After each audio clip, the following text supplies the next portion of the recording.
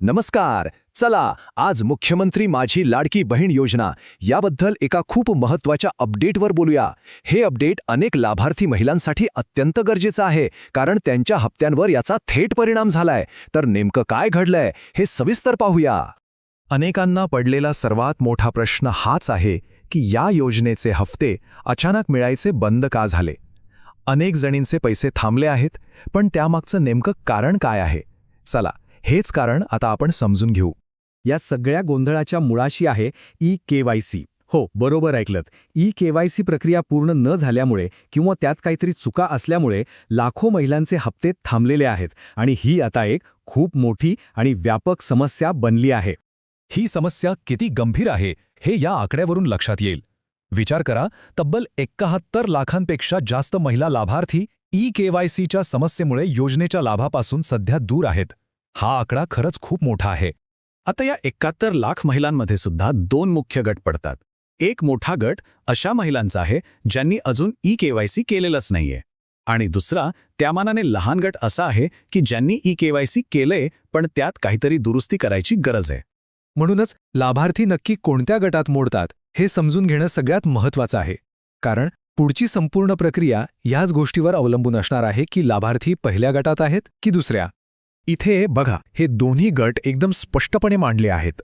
गट क्रमांक 1 म्हणजे ज्यांनी ई-केवायसी तर केलंय पण त्यात काहीतरी चूक झालीये, आणि गट क्रमांक 2 म्हणजे ज्यांनी आजपर्यंत ई-केवायसी प्रक्रिया पूर्णच केलेली नाही. त्यामुळे प्रत्येकाने आधी हे तपासावं की ते नक्की कोणत्या गटात येतात. चला, आता गट क्रमांक 1 साठी एक चांगली बातमी आहे. ज्यांच्या ई-केवायसीमध्ये चुका आहेत त्यांच्यासाठी शासनाने एक मोठा दिलासा दिलाय. दुरुस्ती करण्यासाठी मुदत वाढ देण्यात आली आहे. तर ज्यांच्या ई-केवायसीमध्ये दुरुस्ती करायची आहे त्यांच्यासाठी सगळ्यात मोठी आणि महत्त्वाची बातमी आहे ती म्हणजे अंतिम तारखेबद्दल. शासनाने त्यासाठी एक नवीन डेडलाईन जाहीर केली आहे. हो, ही अंतिम तारीख आहे 30 एप्रिल 2026. ज्या लाभार्थ्यांना त्यांच्या ई-केवायसीमध्ये काही बदल किंवा सुधारणा करायच्या आहेत त्यांच्यासाठी 30 एप्रिल 2026 पर्यंतची वेळ आहे.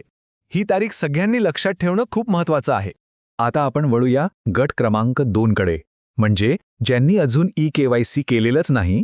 त्यांच्या मनात एकच प्रश्न आहे की त्यांना नवीन ई-केवायसी करायला कधी संधी मिळणार. याचं उत्तर या टाईमलाईनमध्ये मिळतं. बघा, योजनेचा जो पहिला टप्पा होता तो सप्टेंबर ते नोव्हेंबर 2025 मध्ये झाला. सध्या नवीन नोंदणीसाठीचं पोर्टल पूर्णपणे बंद आहे आणि शासनाच्या GR नुसार नवीन ई-केवायसी करण्याची पुढची संधी ही थेट जून 2026 मध्ये मिळण्याची शक्यता आहे. तर मग ह्या सगळ्या माहितीचा नेमका अर्थ काय आणि ह्यापुढील महत्त्वाचे टप्पे कोणते असतील, म्हणजेच आता नेमकं काय करायला हवं? चला त्यावर लक्ष देऊया. आता पुढे काय करायचं ते अगदी सोप्या भाषेत सांगतो. सगळ्यात पहिलं काम म्हणजे आपला गट ओळखणं. दुसरं, जर दुरुस्ती करायची असेल तर ती 30 एप्रिल 2026च्या आत पूर्ण करून घेणं. आणि तिसरं, जर नवीन ई-केवायसी करायचं राहिलं असेल तर सध्या तरी जून 2026 मध्ये पोर्टल उघडण्याची वाट पाहावी लागेल.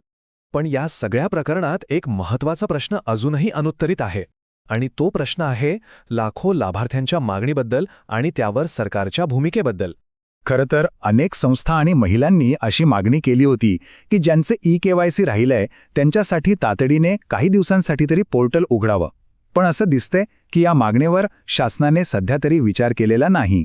आणि म्हणूनच सर्वात शेवटचा आणि कळीचा प्रश्न हाच आहे की नवीन ई-केवायसीसाठी जून 2026 पर्यंत वाट न पाहता सरकार त्याआधी एखादी संधी उपलब्ध करून देईल का? या प्रश्नाचं उत्तर तर आपल्याला पुढेच कळेल, आणि त्याबद्दल नवीन माहिती मिळताच ती निश्चितपणे सर्वांपर्यंत पोहोचवली जाईल.